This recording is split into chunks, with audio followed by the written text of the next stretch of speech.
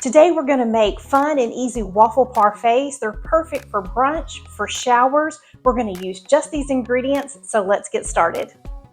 To kick off this recipe, I toasted up some mini Belgian waffles.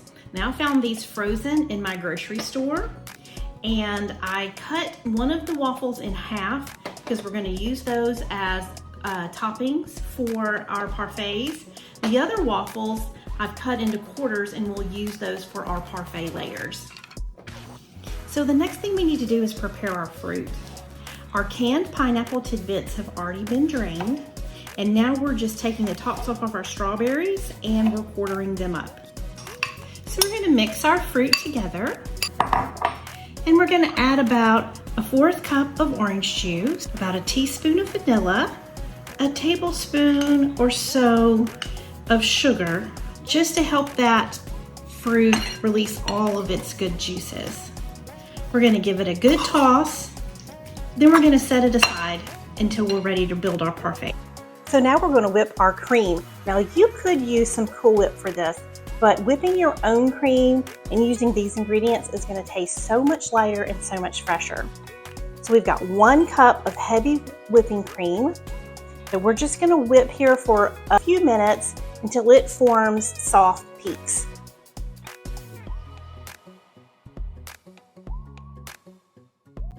Now we're ready to assemble our parfaits. And one of the things that I like to do to make this job so much easier is use a piping bag. If you want nice, even layers, the piping bag is the way to go. So I've filled my piping bag. You can see it's a little messy. That means I'm not a piping bag pro, which should make you feel confident that you can do it too. I take that bag and I just twist it until all of the cream is pushed toward the front. So I went ahead and already made 1 parfait, so you can see what a finished one looks like, but let's build one together.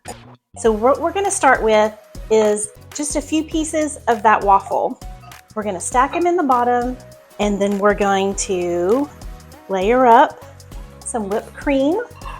We're gonna follow that with our fruit that's been marinating in that orange juice, and then just a few more pieces of good waffle, another layer of good cream. I'm having to look over at our model there to see what we've done. And then that last layer of fruit topping. The last thing we've got to do is finish the top.